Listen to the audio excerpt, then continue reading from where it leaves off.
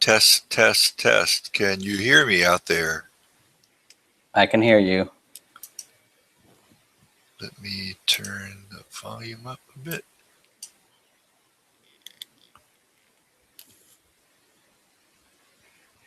Hey, Joe, can you hear me? Hang tight, Andres. I think I have to do one thing on my end.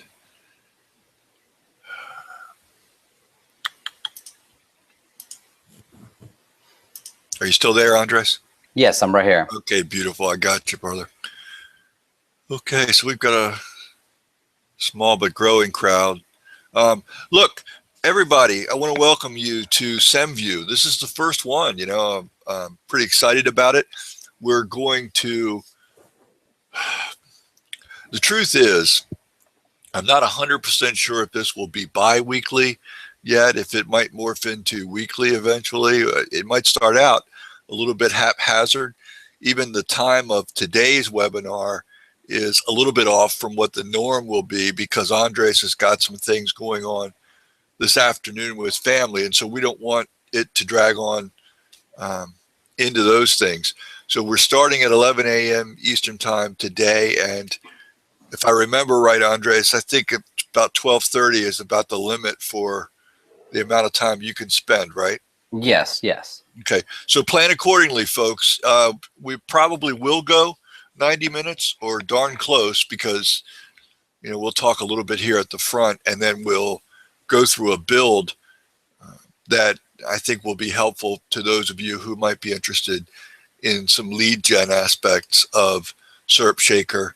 Andres did a webinar with me last week for another group that was specifically, it really was AdSense oriented. So if you have any interest in using SERP Shaker in relation to AdSense, putting up, you know, excuse me, informational websites, you know, that type of thing, hit me up later and I'll give you the link to my YouTube channel where the video is. We've already, I was just telling Andres before we got on the call that we've had 635 views of that in about a week. And so I think some people have jumped on it and hopefully people are taking action because it literally is that simple. I would say since before that call, I think I had put up 9 sites over the course of 4 or 5 days.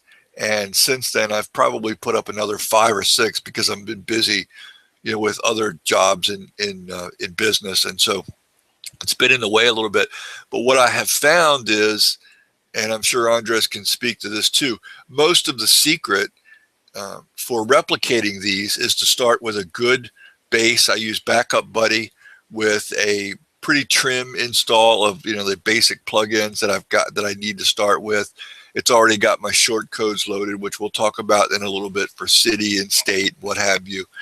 And basically what I do is I just restore it to a site, and then I start with, in my case, I use Notepad++, but you could probably use any text editor that you want, you know, and I plop in things like description, or excuse me, title, and then what will go in the editor box and my tags and different, you know, various short codes for category and what have you, all the things you'll see demonstrated here. But get used to thinking like that, because once you've got sort of a template in place that you can replicate, you can roll these things out. Shoot, I would say if you've got, you know, if you got a ready source of content that you trust and you think is decent, you can roll one of these out in 30 to 45 minutes, easy, an hour at the outside of that. And I'm already beginning to see traffic on my AdSense oriented ones, and obviously some, you know, some AdSense revenue too. So I'm excited about this one where Andres is going to go into lead gen, because that's next on my agenda. I've got a couple of themes in mind that I want to work with, and I'm looking forward to kind of adapting it for that use. So with that being said, Andres, let's let you take it away.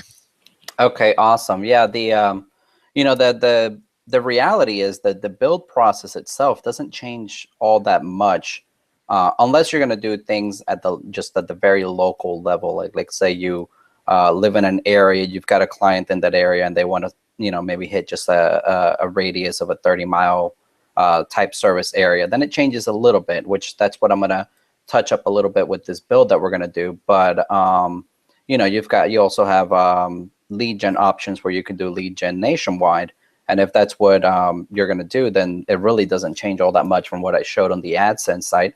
It's just at that point, it's how you the looks of the site, you know, what kind of banners you put on it, or if you're using a form to collect leads or phone numbers or, you know, that kind of stuff, which I'll touch up a little bit on all that. And it's really not as complicated as people make it out to be, as far as, you know, whenever you mention lead gen, people just, it just seems like it's something that's really kind of complicated to get into. And in reality, it's just as simple as throwing a banner with a phone number at the top of your post, and that's going to generate calls. And I actually just tested this yesterday. I had a website that I'm monetizing with AdSense, found out that there was an offer that they paid per call, and literally just made up a quick little banner in, I guess in Photoshop. I was using a different program here on my Mac, but just created a little banner with a phone number saying, you know, call us now. And by the end of the day, I had 2 calls that came through that particular thing. And all it is just a banner at the top of the post, which I will show how you can easily implement those into your SERP Shaker sites without having to do a lot of, you know, a lot of hard work, just how to throw it up real quick at the top of the post. Yeah, that's great. I'm excited about this. I plan on putting it to use pretty quickly.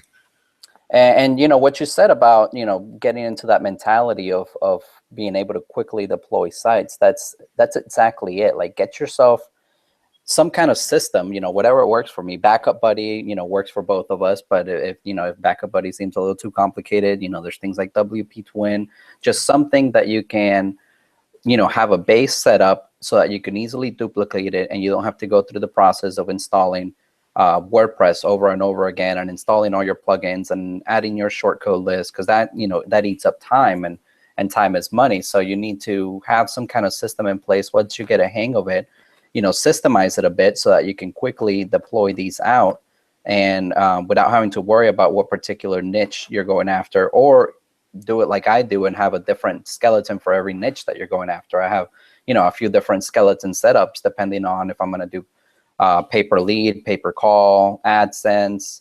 I've got a few different AdSense set up. I have a few different, you know, pay-per-call set up so that I can have a different look for every single one of my sites.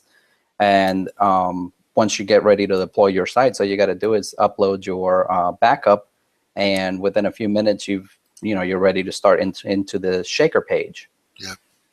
So basically, what I had in mind here is I'm just going to take you through a sample build of doing it the lead gen angle, but lead generation for like a local type client.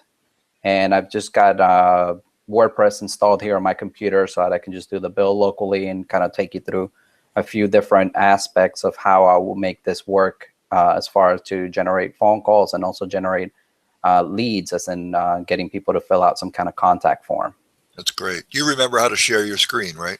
Yeah, I'm going to go up here. I really like this platform. This is really nice. Okay.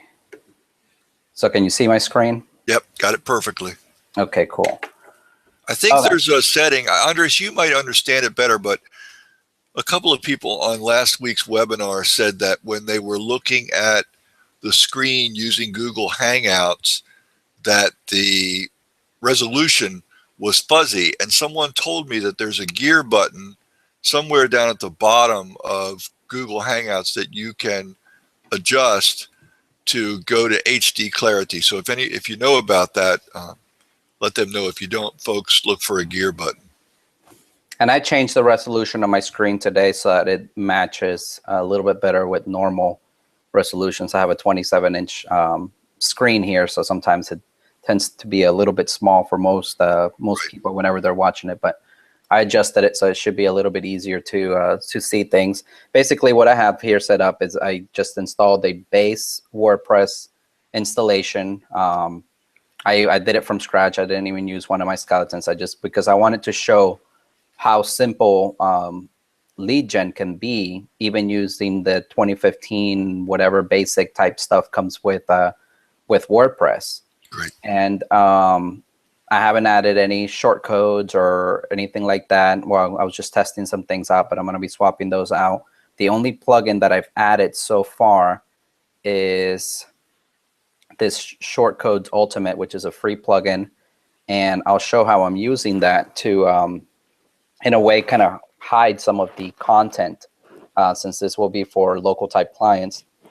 We don't necessarily, if we're going to use the video shortcode, we don't necessarily want the video to kind of just be popping out there, because it could be essentially a competitor's video, the way our video shortcode type works.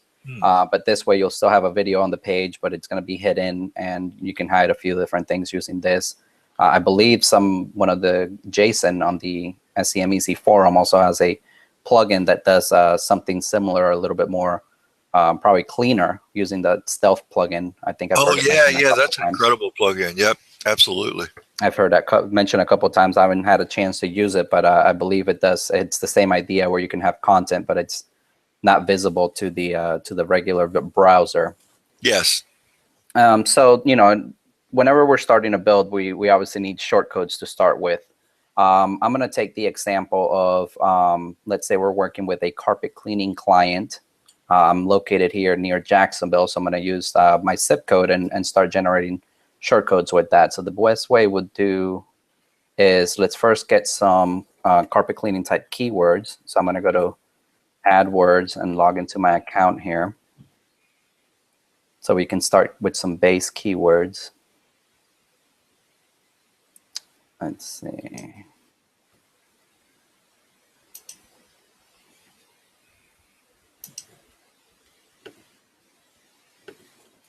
I'm going to put in carpet. And I just want to get a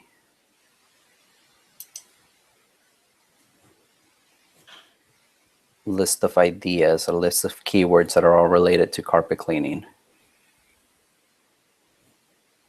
Let's organize these.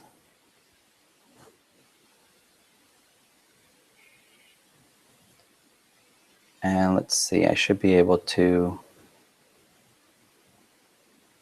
just going to download these so I can open it up on an Excel file. Easier to work with them.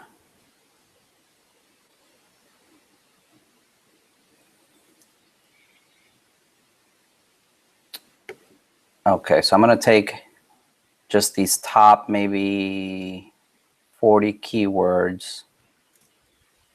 I'm going to bring them over to a text editor so I can kind of see it a little bit easier. And I'm just going to go through and make sure that each one applies to carpet cleaning. Now, this is one of those home carpet cleaners that you buy, so it's not really apply house cleaning services. I guess we can leave that one there. Well, no, that really doesn't have much to do with carpet cleaner. So I'm just going to go through and select each one that doesn't really make sense.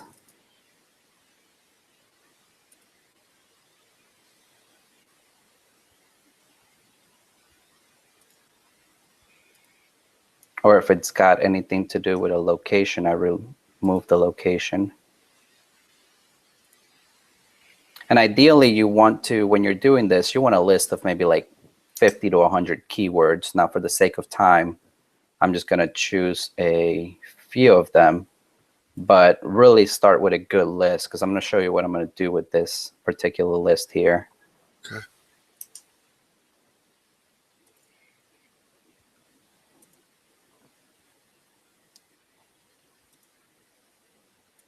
All right, so now we've got 23 different keywords here. I'm going to clean these up a little bit. And I want to make sure that they all have a comma at the end.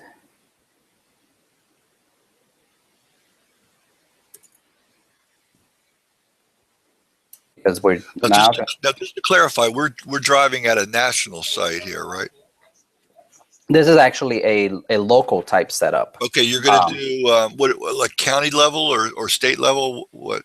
Really just the city, SIP, everything, every variation possible. I would say like in a 20-mile radius of a particular zip code. I'm going to use one of my favorite sites that I like to use whenever I'm dealing with a local type setup, and that's the 5-minute site. which I've shown a couple times. This 5-minute site here, the local keyword generator. And I start out with the zip code. You ask your client what their center type zip code would be and how far out they want to go. I know usually carpet cleaning companies would do, 20 to 30 mile radius. That's their service area. Yeah. And I'm going to set it to where it has the cities and the cities and state abbreviations, city and state name, and also zip codes. So it's going to combine all those things. And I went ahead and pasted my start list of keywords there. And then I just go and hit submit.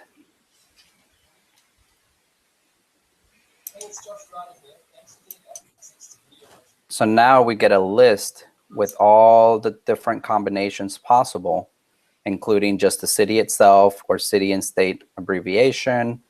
I think it's just as also those zip codes. If we go a little bit farther down,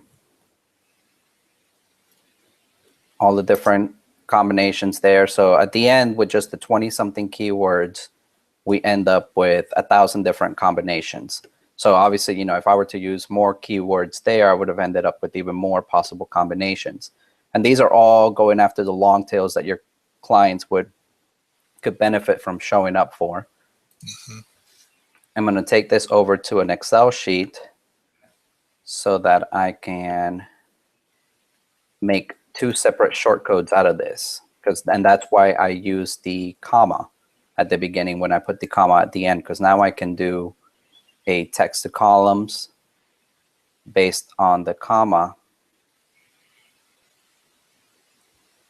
And in essence, now we've got 2 different columns here. We've got the one that's going to be our keywords, and the second, which is our locations. So this is what I'm going to use as my shortcodes for this particular setup. Got it. I'm going to take this first one and go under shortcodes. We're going to do keywords.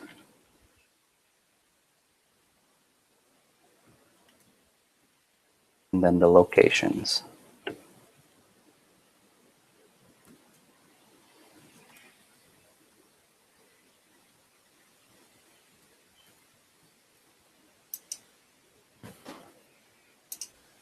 So now our particular shaker page, we're just going to use a combination of keywords and locations whenever we want to make sure that we've got that throughout the content itself. And for content, we can use the same strategy that I've used with the AdSense type setup, where we just grab an article from ezine articles relating to the keyword.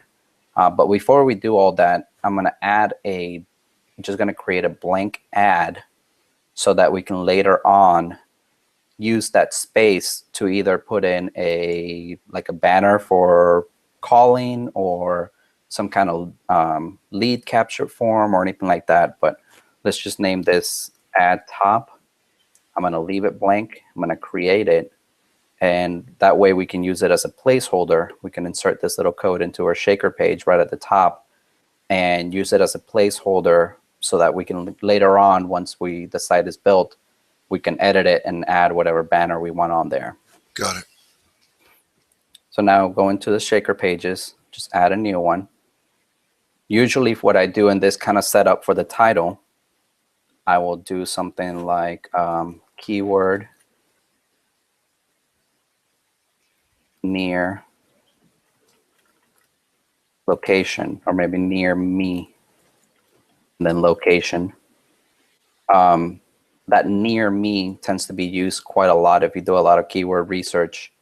And you look for suggested type keywords, you'll see that a lot of it, no matter what type of business you're dealing with, you'll see that people tend to use that near me a lot. So it just makes sense to kind of throw it into the, this is what creates the URL structure. So it just makes sense to throw it in there along with the location because of, the way Google's working nowadays anyways, where based on IP, they can tell where you're located. So even if they put just near me, but you've got the location on the specific zip code or specific city you're trying to target, there's a good chance that your post or website's the one that's going to be shown and appear in the search results for that particular search.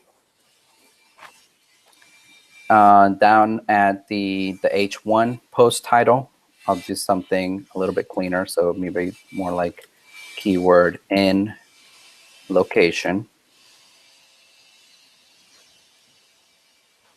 The SEO title and description, this is where you kind of get a little bit creative because, you know, based on the keywords that you use, but you can do something like looking for keyword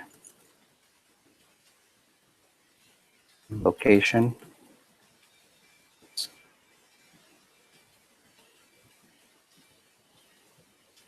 Call us today. Their the phone number here or some kind of tracking number that you are going to use for that particular client. Sorry about that sound. If you guys can hear it, that's the street cleaner.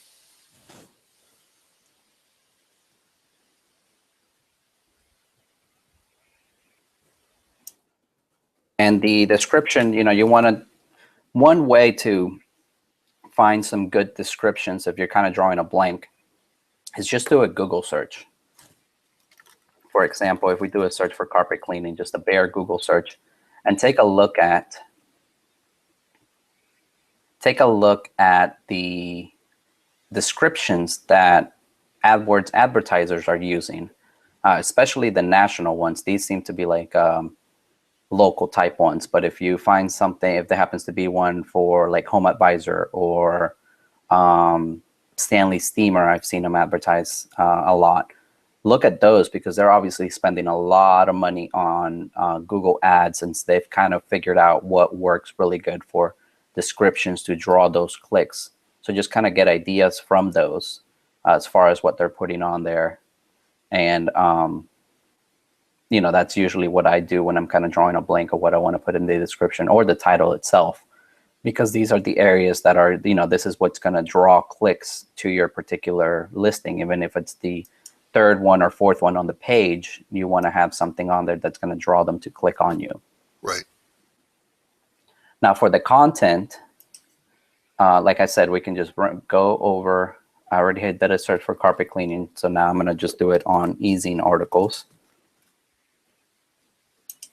Grab an article that's related to this particular service, and our job is to kind of make it a little bit more general so that we can use the keyword shortcode instead of just carpet cleaning all over, because we want it to be replaced with all these different ones, you know, carpet cleaner, carpet shampooer, even upholstery cleaner, because those are some of the services that they provide.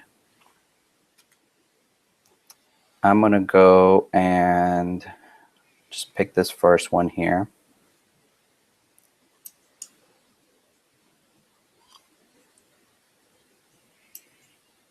Seems like it's a decent one. So I'm just going to grab the content itself right below the resource box. And we're going to bring it over to the shaker page so that we can start manipulating it and adding our shortcodes in it. Usually if you're using easing articles, after you paste it in, just go to the text tab. You'll notice that some extra divs and stuff get added on. You want to make sure you get rid of those.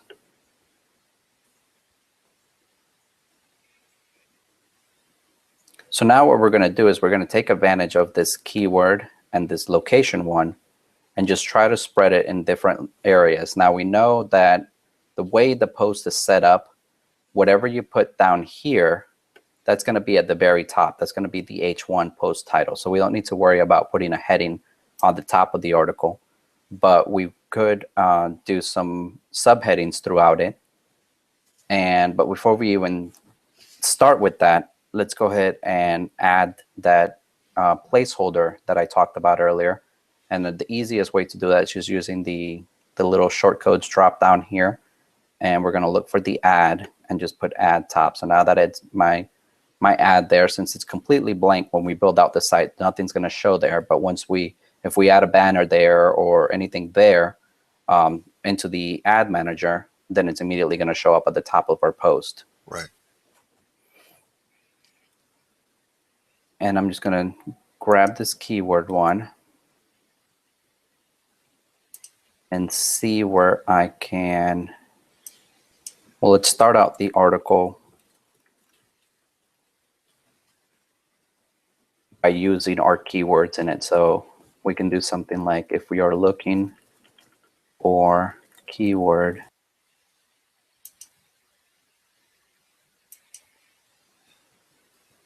the article below will give you some good tips. Just something silly like that, but just to kind of be able to start out with that, with the mention of keyword and location together, and then we can bold it. And then now the rest of the time, just wherever it makes sense to throw in location or wherever it makes sense to throw in keyword, we're going to go ahead and take advantage of that.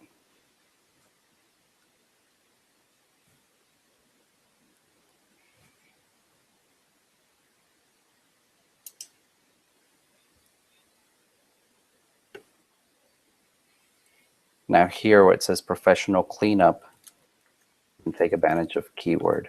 And a lot of times, you know, as perfect as you try to make it, obviously you can't make it to where it's going to fit with every single keyword variation. It's just not going to work. But as long as there's mentions of keyword and location sprinkled throughout the article, I've noticed that it doesn't matter if it doesn't fully make sense. It's going to rank, and it also doesn't matter if it's not that readable, because people, when they land on this site, they're not really going to read that big block of content. They're just going to look to, you know, if they're in that mindset that they're searching for a particular business, all they're looking for is a phone number or a web form where they can submit their information. They're not particularly looking to, you know, read. They're not in that research mode. They're just, you know, looking to get in touch with that business right away. So that's why I said, you know, like most people make it too complicated. You can really have sort of crappy content like this, which is all geared around ranking for a particular term, and you're still going to generate phone calls from it. You're still going to generate leads from it. And it becomes really simple when you make the process like that, because then it's just a matter of, you know, putting up sites, and, you know, you get one client. You're not just going to do one site for them, especially if you're in a type of situation where you're getting paid per lead. You're going to try to blanket that area with as many different sites as possible so you can hit every single variation possible. So no matter what the person is looking for, they're bound to find one of your sites and call that number, and you get paid for that lead. And that's really the idea that I take with these kind of setups is, you know, I'm not trying to make the one perfect site that's going to show up for every single keyword. I'm going to make a cluster of 10, 15 sites for just that one client. And it makes more sense when you're on a pay per lead type model, because you know that the more work you do, you know, you're going to benefit from it on the long run. Whereas if you're on a flat fee type setup, it gets a little harder because you don't want to do that many sites for only $200, $300 a month. Yeah, for sure. Let's see. You also need a keyword once in a while. Here's what professional carpet cleaning services involve. So here we can do, here's what keyword and location involve.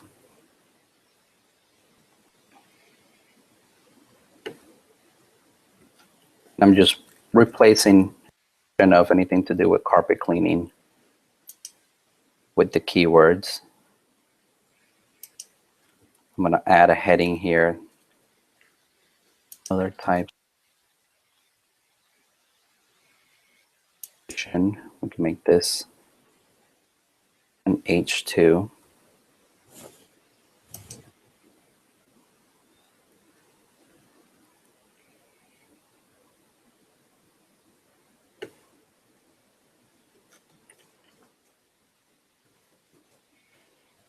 I'm going to rush through the end of it here just so that we can get to the other things.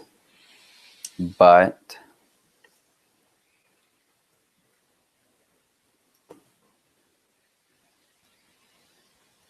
it really is just as simple as jumping through and selecting a few areas to make sure that you've thrown that keyword and location type setup everywhere. Yep.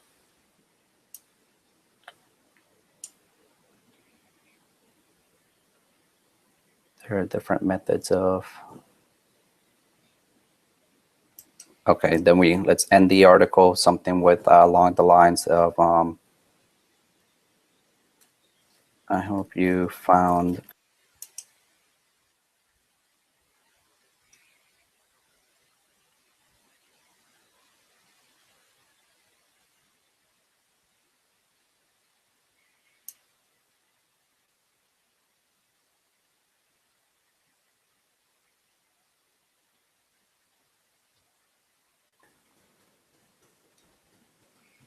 in location. And then what I'm going to do with this last one is I'm going to take this mention of keyword, and I'm actually just going to go ahead and add a link back to the home page. Copy the home URL and throw it in there just to start doing some interlinking of the site and kind of crafting the relevance over the overall site. Now, I'd like to, even with these, I like to take advantage of the weather and the map and the video type stuff, but I don't necessarily want to show weather and videos to all the visitors. I want to hide it a little bit. So that's where we take advantage of that plugin that I showed earlier, which was the Shortcode Ultimate, I believe it's called. Not sure why it's kind of going slow there, but it's called Ultimate Shortcode or Shortcode Ultimate. Here it goes. Yeah, Shortcodes Ultimate. And basically what it does is adds this little button here, and we can then insert a shortcode, and we insert what's called an accordion. And it basically, if you want to see what, it gives us some examples of what these look like.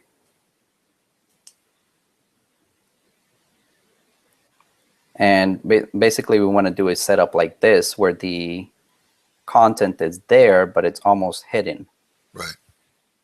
And so it shows us, you know, what this particular code is. So I'm just going to copy this. And I can close this one out.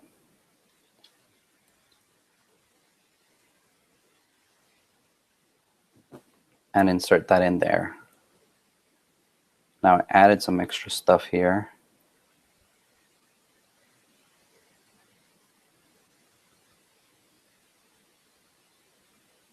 And we can do something like more location.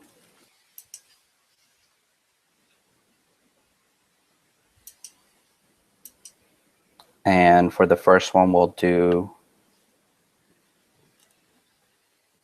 location weather. This is where you put the content, is wherever you would put the weather shortcode. So I'm going to insert the weather widget.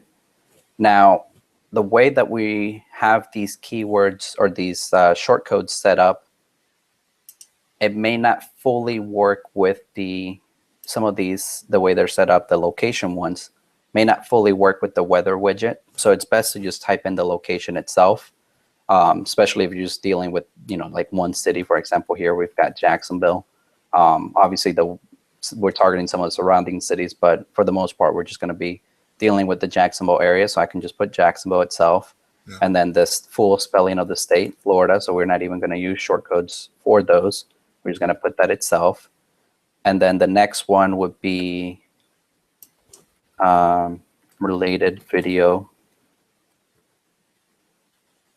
Or we can do something like location.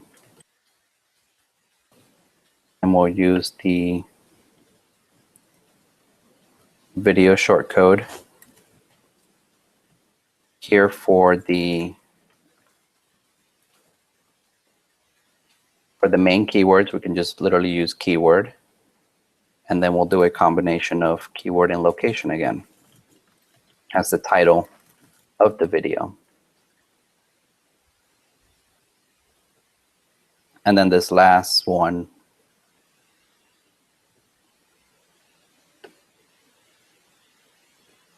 we can do nearby locations, and we'll take advantage of our random post, but we have to set a category first. Normally for this kind of setup, I'll just bunch them all in one single category. So we'll do something like carpet cleaning.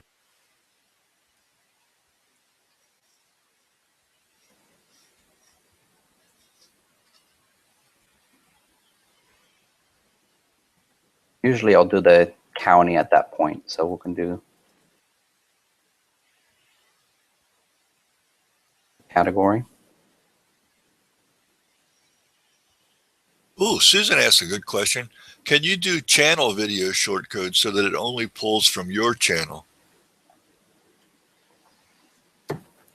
That's an interesting idea, Andres. Yeah, and I've never attempted that. Now I'm sure you could do a regular channel embed type code if they have those. I don't even know if they had an embed code where it only pulls videos from your shortcode, but it would be something that I need to look at. I've never looked into it before.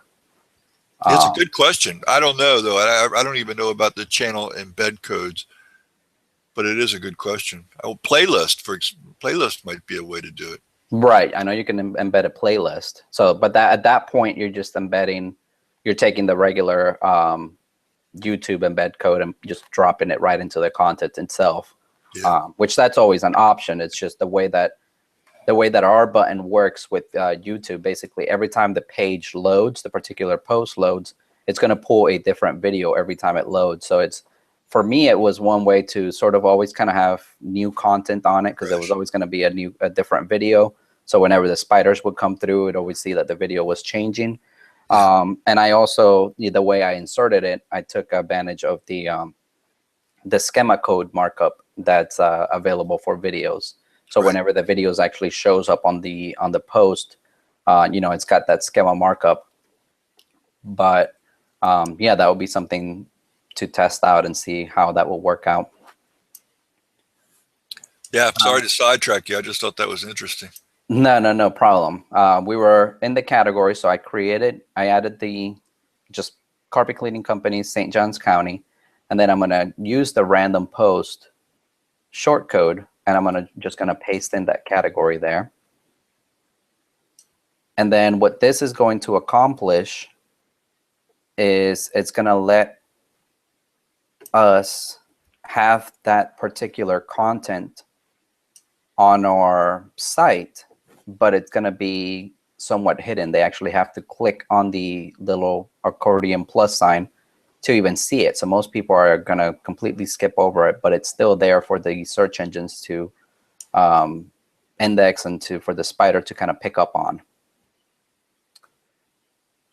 At this point,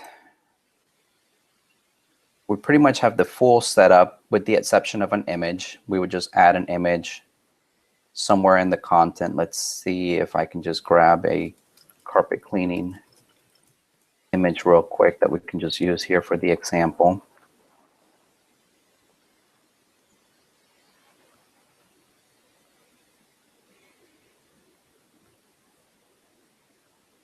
And just grab this generic one here.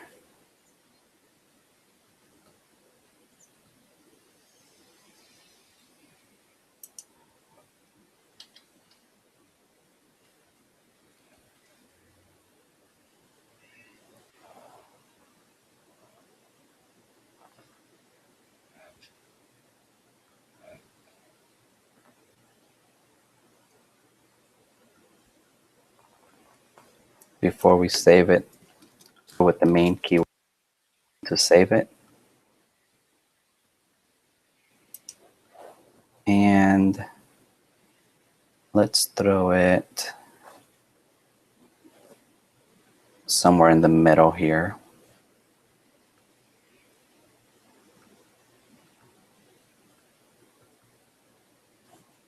We want to take advantage of, instead of titling it carpet cleaning, we'll take advantage of the keyword and location setup we've been using.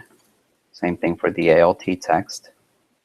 Align it right, link it to none, and insert it. Now we haven't taken advantage of the map shortcode. Normally I like to do that kind of like at the top. And we're really just going to put in location.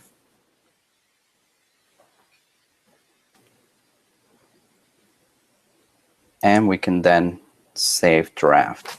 Now normally, because of the way of this particular setup, with this particular setup, I don't use tags, because the way I would normally use tags is to take care of all those long tail type keywords that we would get from doing our keyword research. But the way we set up our shortcodes, every single post is gonna have a unique keyword associated with it. So we don't really need to use tags. So one way to do this without using the keyword and location type setup would be to just create one shaker page for carpet cleaning, and instead of using keyword, you would just put in location throughout. So you'd end up with maybe like 50 different posts, but you would load up all the long tails here in the tags. I would, since you're doing so little post, only like 50 posts in a 30-mile radius, or 50 locations in a 30-mile radius, I load up to 30, 40 tags or so in here that are all those long tails, and you can accomplish the same thing that I'm doing by using the keyword location type combination. So it just depends on how you want to do it. I've had better results doing it this way, but I've also had good results doing it the other way, where you use with just one generic page to carpet cleaning without using keywords throughout it, just using location, location, location, and then throwing all those long tail type keywords into the tags, bundled up with the location, if that makes sense. Yep. So it's just two different ways to accomplish the same thing. At the end of it, you're still going to have a combination of every single keyword combined with locations. It's just that some of them are going to be tag pages doing it one way, or like this, they end up being specific post. And I will say, not to sidetrack again, but when I began doing SERP Shaker sites a couple of weeks ago, I did not use tags initially. I guess I hadn't got my head around A, how powerful they were, or B, how to get a long list of them in and which ones to use. But a couple of days after that first batch, I talked to you, and I began taking long tails. And when I mean long tails, I mean 5, 6, 7 word long tail tags. And I used textmechanic.com to take a list and get it into a format so that it can be put into that tags box at one time. And I'm going to tell you the difference in traffic between the first batch of sites that I've done and the second batch that have tags is amazing. They're newer sites, but they have 2 to 3 times the traffic already. Right. And the tags are really important. I mean, what we're doing with this particular setup here is we're accomplishing the same thing that tags do, because tags end up being their own little post, I guess, in the sense of it, because when you have a tag page, it ends up combining the long tail along with the location, and it has its own, URL structure with that stuff in there.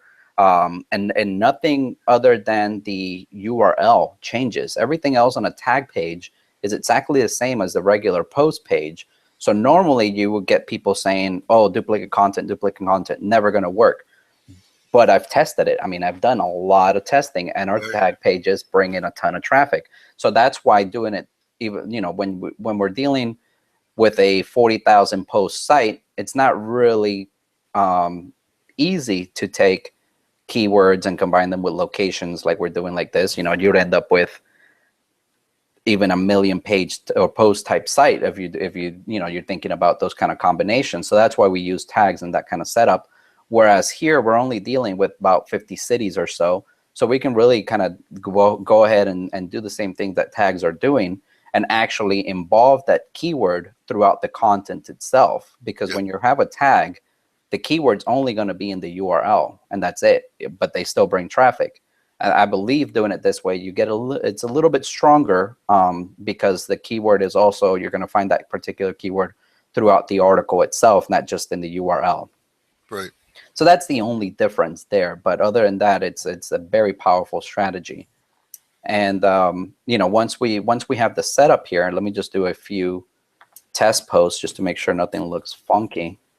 All right, so let's take a look at the post.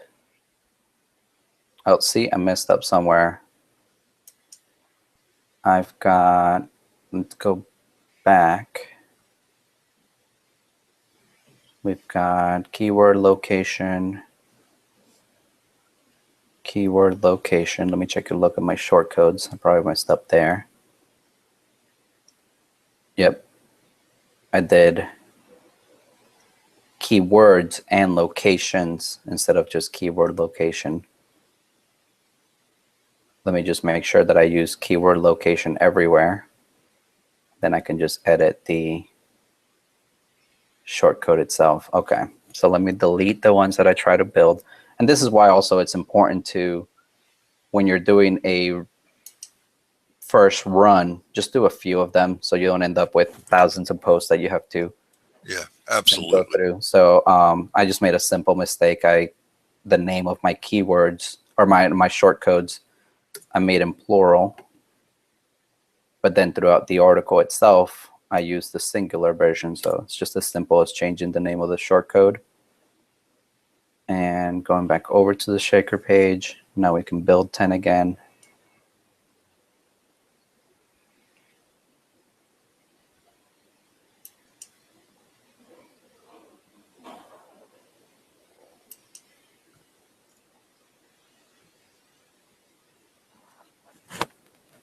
And of course, now it's going to act up a little bit, but we'll just wait until it completes this loop or whatever it's trying to do.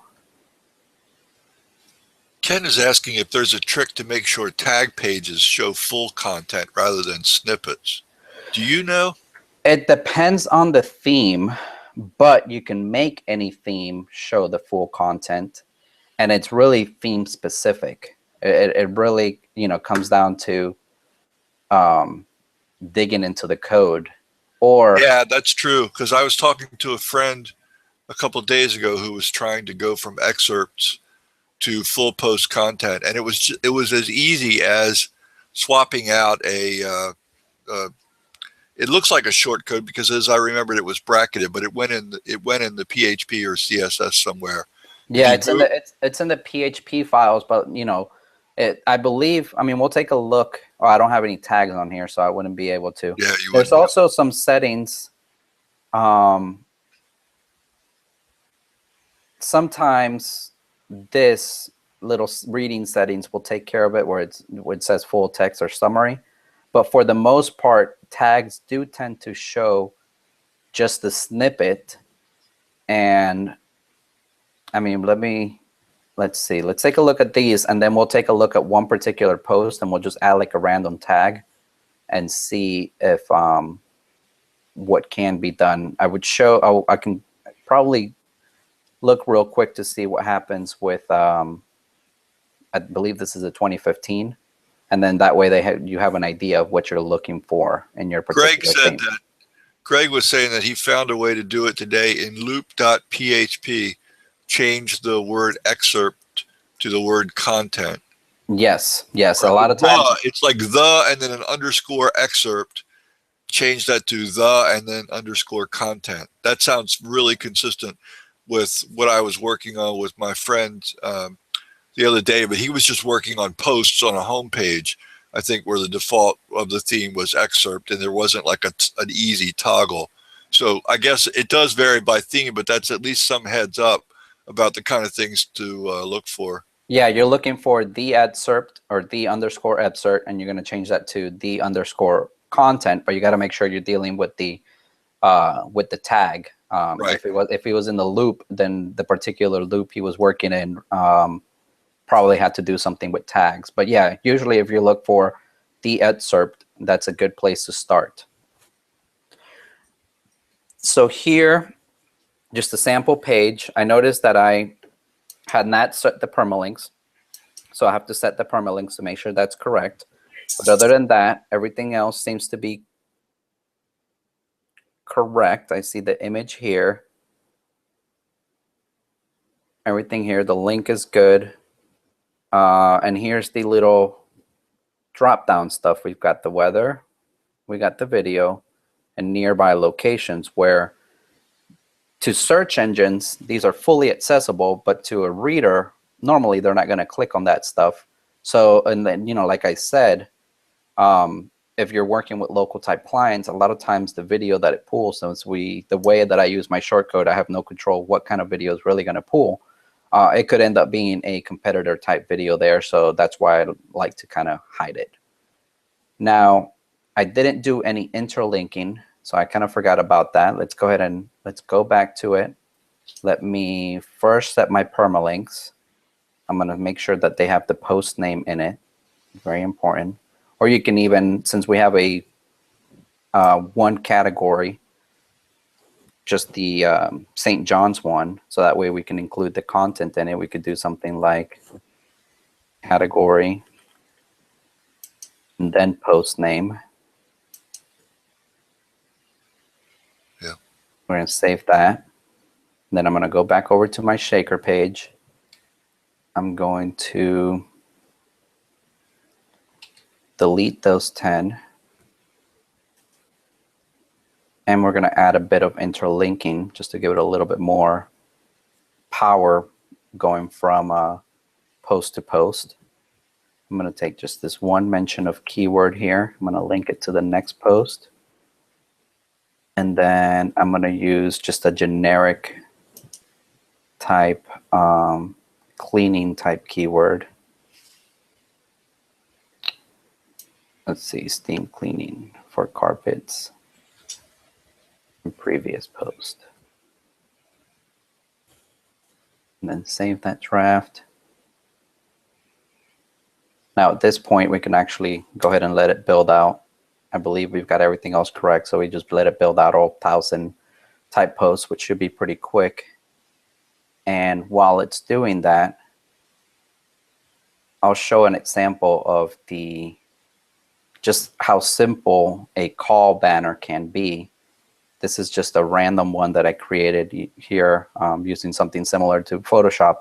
But that's really all. The site that I mentioned earlier, that I said I just added a banner with a phone number and I already regenerated a couple phone calls by the end of the day. This is the banner that I added. That's all I did. Nothing special, nothing fancy. Just nice. A banner at the top of the post. And if the site's getting traffic and that particular person, it just depends on the state of mind that the browser is. There's people that do not like to interact with humans whatsoever, and they like to do everything online. And then there's other people that hate, doing things via email and everything. They really just want to get a live person on the phone. So that's all you. If you have a phone number there, they're going to find that, they're going to see it, and they're going to take advantage of that phone number and call in right away. So I just created a PNG file, and we can go over to our ad manager. We have the ad that we added at the top. If we look at our particular post, it already finished the 1,000+ posts. We'll take a look at just any of these random ones. You notice that there's nothing there. It's just the post itself. So now we go into the ad manager. I'm going to edit this top ad. I'm going to hit add media. Just add this banner. Maybe make it align center. We don't want to link it to anything. Let's put it in there full size. Insert. And we can hit create edit ad. Now when we reload our page, we're going to have that there. And that's for pay-per call or pay-per-lead type setups. That's really as all you have to do. Now, if you want to collect the information as well, then it's just as easy as using something like Contact Form 7 to drop a contact form on the sidebar. And, hey, Andres. Yes. Let me stop for a minute, because I know myself, and I guess it's like a mild touch of OCD and sometimes disbelief in things that I see that other people use. I didn't figure them out, but I know they work because I know the person's honest. And there's got to be, at least if they're not on this call, there will be people that watch this replay and look at this page and think, who in the world arrives at a page like this, looking like it does, and picks up the phone and calls and generates that lead? Do you get where I'm coming with this? Yeah, no, absolutely. Isn't this amazing that a site that a page like this that otherwise looks pretty dowdy? I mean, it's just not a lot of work that's been done to it other than that PNG that you threw at the top. And I guess the message, the question I have, if there is a question in all this, is based on your experience, this is enough to generate a decent flow of leads from a good number of these sites. Absolutely. I mean, like I said, most people, when they get on the site, I mean, if you, let's say you're searching for a business type thing, you come to a site with this much content, you're not going to spend the time to even bother reading this. You might skim it a little bit, but you're really, at that point, you were just looking to see how I can get in touch with that company. Now, obviously, you could take a little bit more time, add a header up here, make it a little bit cleaner if you wanted to. But the way I do my sites is I want to see if they're even going to get traffic at first. And if they're getting traffic, I want that traffic to at least generate some kind of money for me. And then if it ends up turning into like a really good, it's getting good traffic, then you can spend, some time, like I said, adding a header, making it a little bit cleaner. But for the most part, this type of setup is going to generate phone calls, because that's all the people are looking for. They'll click on your site, they see the phone number, and they call. It's just as simple. Like when I was working a lot with local type clients, I don't do a lot of local consulting anymore, but I started out in this internet type business doing local consulting, and they had the crappiest of sites, and it was just horrible. And all we would do was just add a banner or add a header with a phone number, because part of their problem was that their phone number was not even easy to find on their site.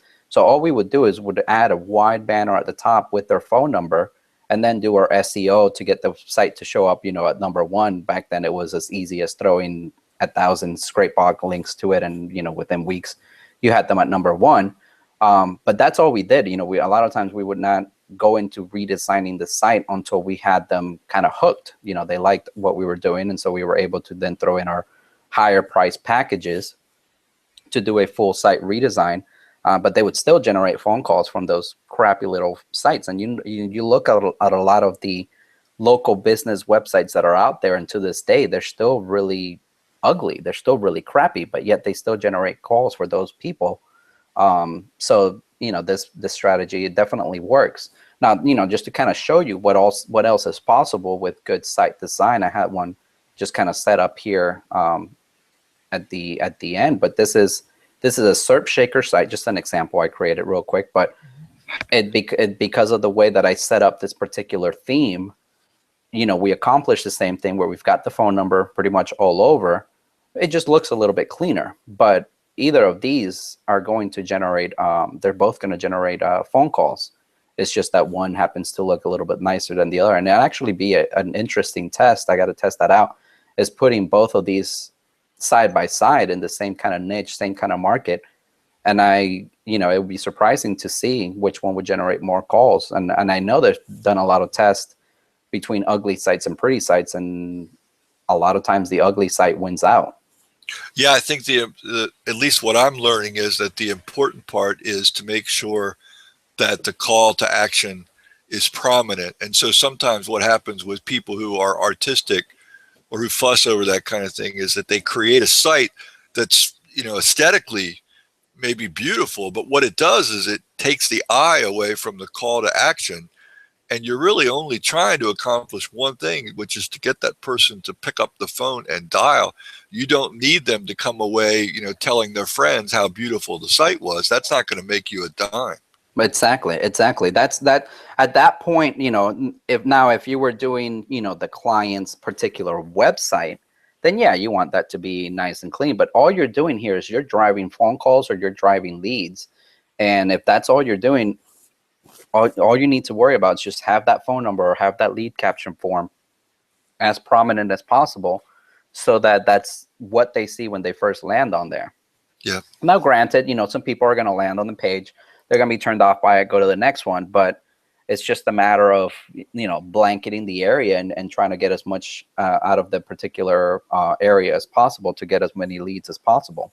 Well, and you're not going to get everybody anyway, which you well know. And I think what I'm taking away from this, in addition to the prominence of the call to action, is what you touched on a moment ago, which is see how the site, there's a random factor to how well these sites do. I've got a couple that have done nothing, and I've got several that have done pretty well, and I couldn't look at them and tell you exactly why that is. I think there are some factors or criteria. There are some things that are beyond our control or our comprehension. So before you go in and even do much work with these, wait to see if it's one of the ones that's going to get traffic, or if it's going to be one of the ones that's going to be a total bust.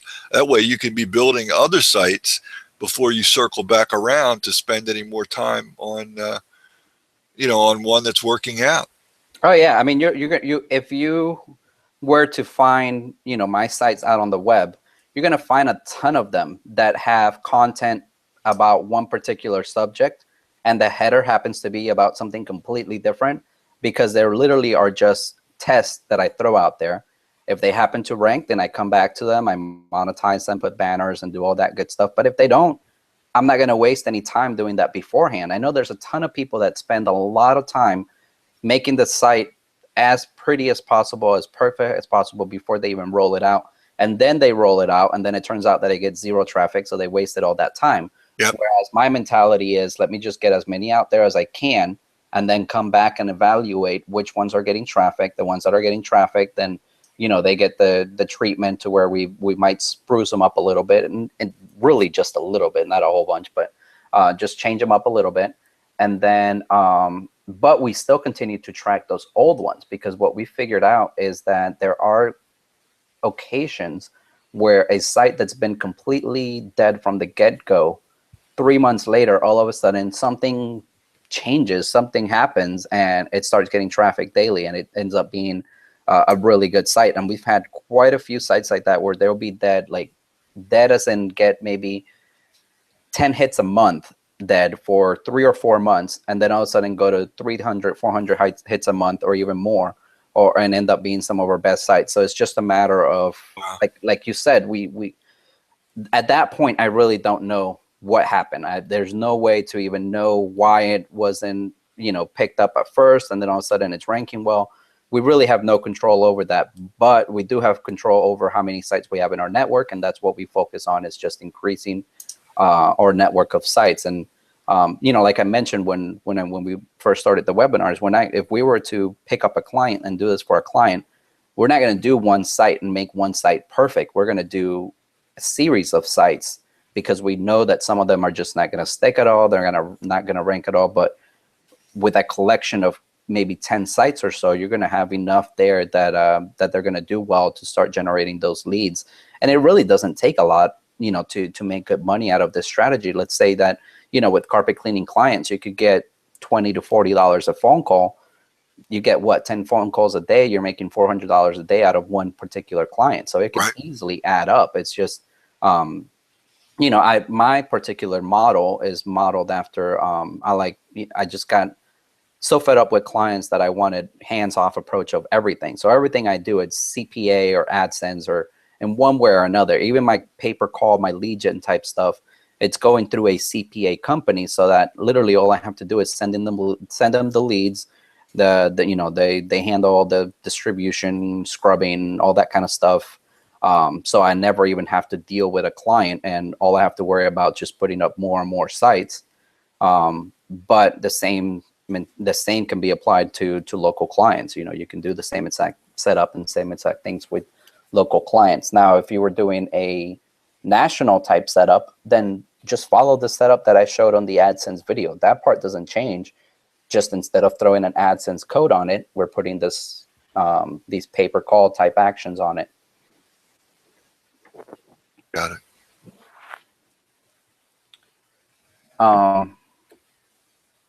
but yeah, like I said, it's really that simple. If you have to collect leads, use contact form 7. It's really easy to just, add the plugin, create a simple contact form, and add it to the sidebar. And didn't I hear you say at one point, Andres, that you're using Piwik for your, or Piwik, whatever, whichever way you pronounce it, to do your hit tracking? Yes, that's the one that I use. I believe in the members area of SERP Shaker. I even have a whole tutorial because basically I took an installation of Piwik that was available. They've updated it now, but we're still using the old version because in one forum I found a little tweak that someone did that basically allowed them to use the same exact tracking code for all of their sites. And the way that we work, we work in mass, multiple sites, a network of 300, 400 plus sites. So we need a way that we without having to go through and add every single site to the dashboard, because that was just going to be a pain to do. Sort of like with analytics, anytime you want to track a site through Google Analytics, you got to add the site to Google Analytics, and then they give you a specific code. Yeah. But with the version that we have in the members area, you're able to use the same exact code, just pretty much have it in your skeleton setup, just have it in the footer of the skeleton setup, and then it automatically adds the site to the dashboard the first time that it gets a hit from traffic, and then you can start tracking it all. So I just like, you can use anything to track traffic, just as long as you have one single interface where you just have basically a list of sites and see what's going on with them on a day-to-day basis. And that's one way to see when those sites that are dead end up bringing in traffic. You're able to see almost in a graph type interface where it shows that it's 0, 0, 0, 0, and then all of a sudden it jumps up to traffic that you're getting. So that's how we're able to quickly kind of pick up which sites are getting traffic, how well they're doing, and that kind of stuff. Right. Gary writes that he can't get Piwik to work. All I can tell you, Gary, is that when I made the decision to use it, I went on Fiverr and had someone install it, I think for $5, onto my server so that I had the hosted version of it. And from there, I use a free plugin that's accessible through the WordPress interface called WP Piwik, and it makes setting it up really simple. If you try that route and you still can't get the plugin to begin feeding you the data, let me know, because I'll go on YouTube.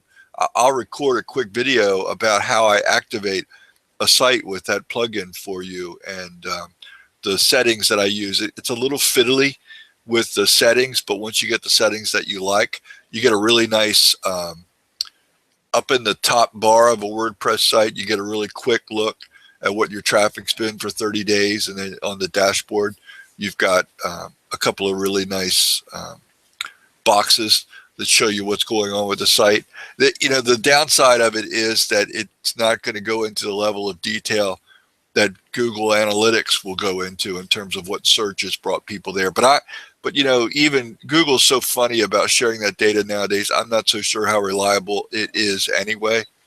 But yeah, stick with Piwik or Piwik, whatever you want to call it. Try it and see if you can get it working, because it really is pretty exceptional after you have figured it out. I'll have to take a look. I'll have to take a look at the training videos, because now I've had a couple of people tell me that they've had just maybe skipped a step. Just a step.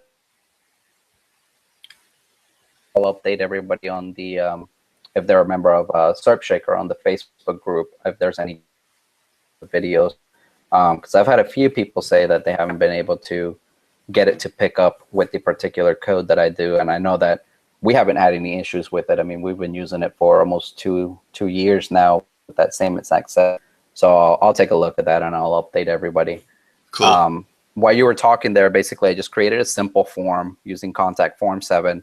They give you this little short code to use, and you just add that to the widget. You do a text widget. So you want to throw it up here.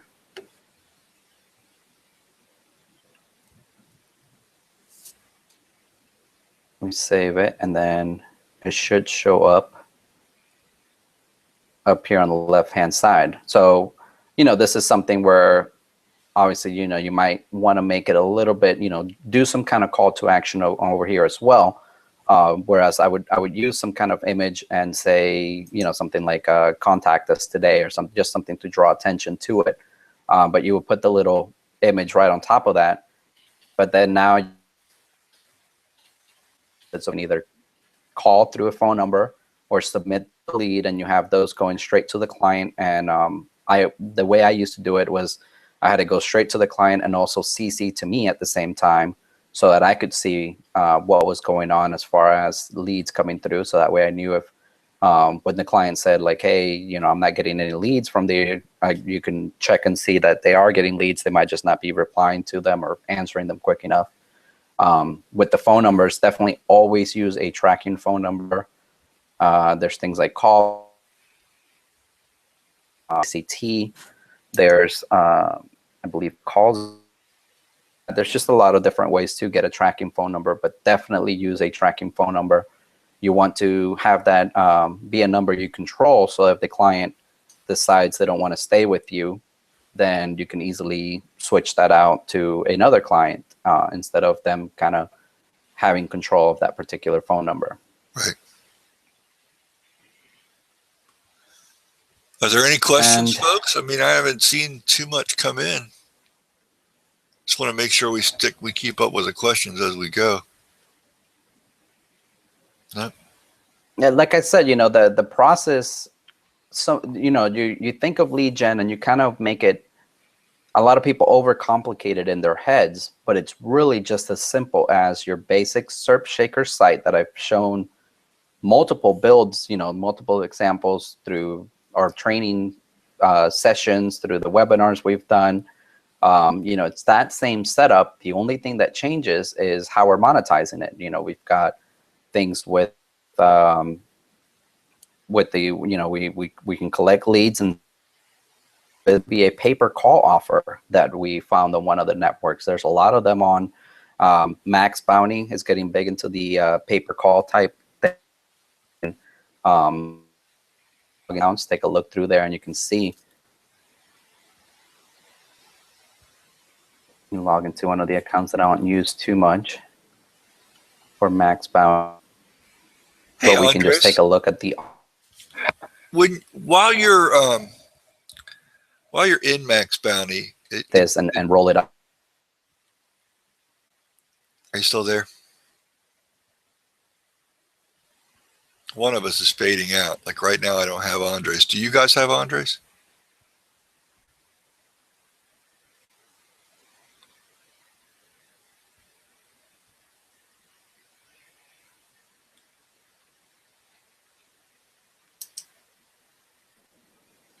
I feel like I'm breaking up a little bit. Yeah, and I don't know if it's on my end or your end or what. I think it's my end. Okay. Yeah, it happens sometimes. My internet was having issues earlier today. I wanted to ask you a question, and you can probably build it into what you're doing with Max Bounty, but could you visually give us a little bit of a look at how you would take, let's say, for example, one of these CPA offers like Super Greens or something like that? How would you actually put the call to action on a 2015 webinar like this, or website like this?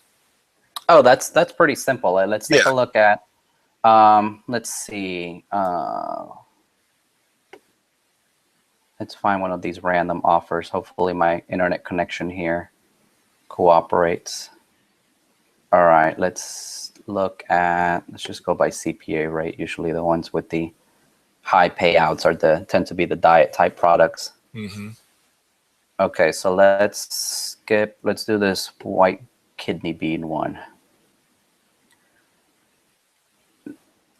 Now they have creatives. Be careful with your private information here. What's that? Be careful as you navigate around this with your personal information for like, you Oh, know, well, this is an account. This isn't my main account, so okay, that's good. why I was able to log into this one. But Just remember there um, are always knuckleheads out there. yep, happened in the last webinar. Yeah. So I'm just going to take this code that they gave us for this random one, and we can use the ad manager again, since we had that placeholder type ad. We can edit it. I'm going to work on the side of things this time. And I'm just going to replace all that.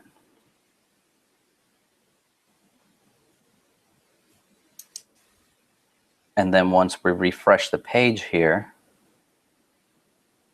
we should have that banner show up on the top. So ideally, you know, you want to find something they didn't have I didn't see any wide type banners. They only had these 300 by 250 type ones. But that's really what I would do. Like, let's say, for example, that this had nothing to do with carpet cleaning. What I would do is I like to have one banner at the top, which is the wide one, the typical banner type setup. One towards the middle, and then one on the sidebar here, one of the ones that they call the skyscraper type setup, which not every offer has it. Like this one, for example, they're all 300 by 250. But if we looked at some of the other ones, you'll see that they come with a variety of type setups. Let's see if this Omega one has the different banner sizes. Whoops.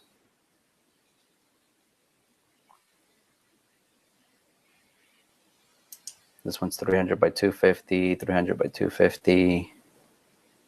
Looks like they're getting lazy now. I haven't done any of these lately. But you get the idea. You want to have those banners throughout.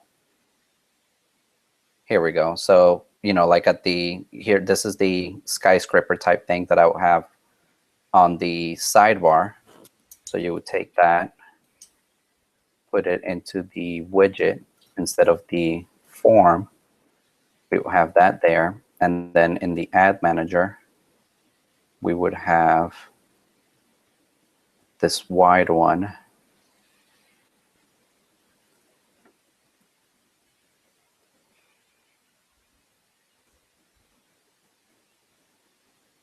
Now when we reload the page, we have a nice banner up top, this banner on the side. And that's all with my CPA type sites that deal with, I've shown a lot of HCG in the past because HCG used to be really hot. And I was the only one doing it on the city level.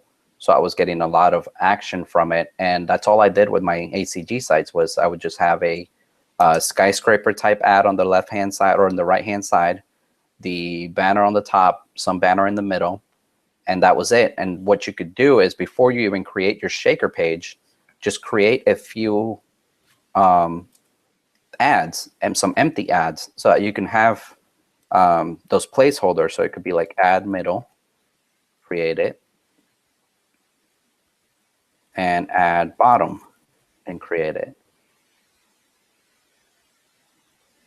And then when inside your shaker page itself, before we already went ahead and built out all 1,000 posts and whatnot.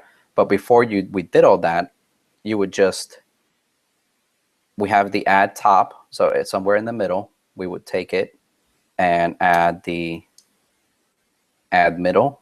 And then at the bottom, add bottom, before this extra city information. That way you have those placeholder already there, and you can go ahead and change those ads you want to promote for that particular offer. So if I were to build a CPA-oriented site, sorry, you're starting to do that fading in and out thing, but I've got a question when you come back. I'm here. I can hear you. Okay. If I were to do a CPA site, and let's say, for example, I wasn't crazy about the creatives that they had, sort of like that one that you just showed for the bean thing. If I wanted to go get some banners done, it doesn't matter whether it's CPA or lead gen or what, but let's say I had to put an order in with Fiverr or whoever does my art, but I wanted to go ahead and build the site out. If I put that ad code, the ad codes in with no creatives actually in the ad entry itself, I can go back in after the fact and add those in, right?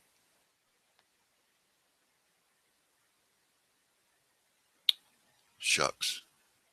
It's a good thing we're close to 12:30 because I think we've lost his internet connection. We're breaking in and out, probably my connection here, but I think what you were asking is, can you get your own creatives done? Yeah, what I meant was if I put the ad codes in without using a creative at the time that I build the Shaker site, then it's kind of functions as like a placeholder that doesn't show anything. It's just kind of, to the naked eye, it's invisible until I actually get my artwork back and go put it in. Yes, definitely. That's the idea, is you have this empty placeholder, nothing shows up on the page, and once you get your artwork put in, at that point, instead of using their creatives when you're looking at an offer, you just go for a tracking link. You just go for a basic. You want to get this link here. Yep. That link, that you take your image, you add your image to WordPress the regular way, and you hyperlink it with that particular link, or you put it through Pretty Link to make sure that you're kind of masking that link somehow. So yeah, you would create a Pretty Link for that particular link, and I've heard in some cases that if you have this bare link in the content or on your images, Google tends to look down upon it, maybe not rank it as high. But I've used both, and I've had success with both, so I don't know how much truth there is to that. I think there is truth to it because of ClickBank, if you're using any kind of ClickBank link. But I think Max Bounty, you're okay. But yeah, a lot of times actually I won't use their creatives. I'll have my own creative, just because I feel like for some reason they're not as good as as someone that I've seen on some other sites. So I'll just look at other sites that I like, and I'll have my graphics person kind of emulate what they've done on those other sites and just get me a nice looking banner or sidebar image that I can use on my sites.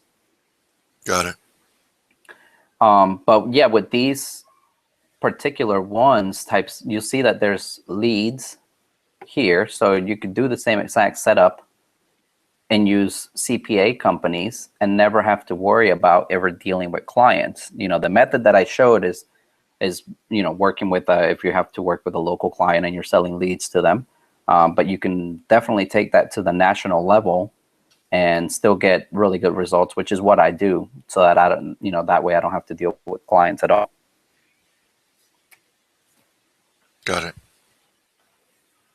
Okay. We're doing well with the questions. Do you have any other areas you want to touch on? I don't want to make you late. And your internet is definitely not up to normal standards. I'm sorry, I didn't get that at all. What was that? Oh, I said, is there anything else you wanted to cover? I didn't want to make you late. And then I noted that the internet thing for you keeps going up and down all the time.